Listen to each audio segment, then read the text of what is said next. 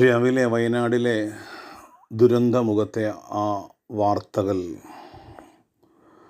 അക്ഷരാർത്ഥത്തിൽ ഹൃദയം നുറുങ്ങിപ്പോകുന്ന വേദനയോടുകൂടി റിപ്പോർട്ടർ ചാനലിൽ അരുൺകുമാർ ആ ഓരോ സംഭവങ്ങളും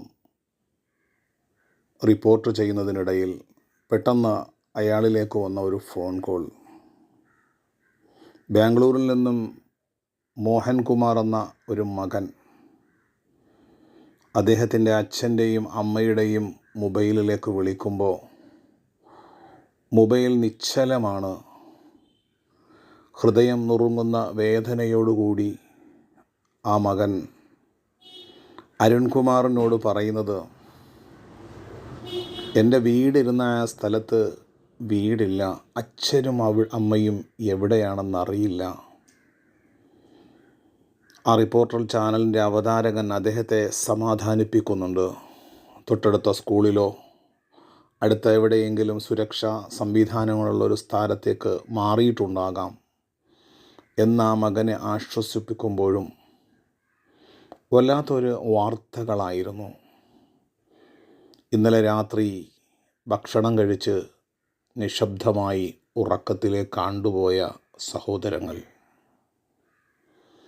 രാത്രി 2 മണിയോടുകൂടി ഉരുൾപൊട്ടലിൻ്റെ ഭയാനകമായ ഭീതി പൂണ്ട പലരും ഉറക്കത്തിൽ മരണപ്പെട്ടു പോയവർ, ഉറക്കത്തിൽ വീടും പറമ്പും എല്ലാം ഒഴുകിപ്പോയവർ, നിസ്സഹായരായിട്ടുള്ള മനുഷ്യർ.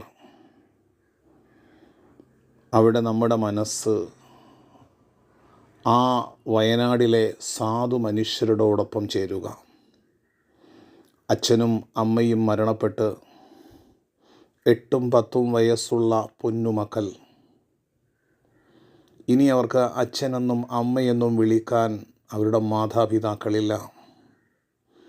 മാതാപിതാക്കൾക്ക് പ്രിയ മക്കൾ നഷ്ടപ്പെട്ടു പോയ ചേതനയറ്റ ശരീരത്തിൻ്റെ മുന്നിൽ ഹൃദയം മുറിഞ്ഞ് നിശ്ചലമായി പോകുന്ന അച്ഛനും അമ്മയും.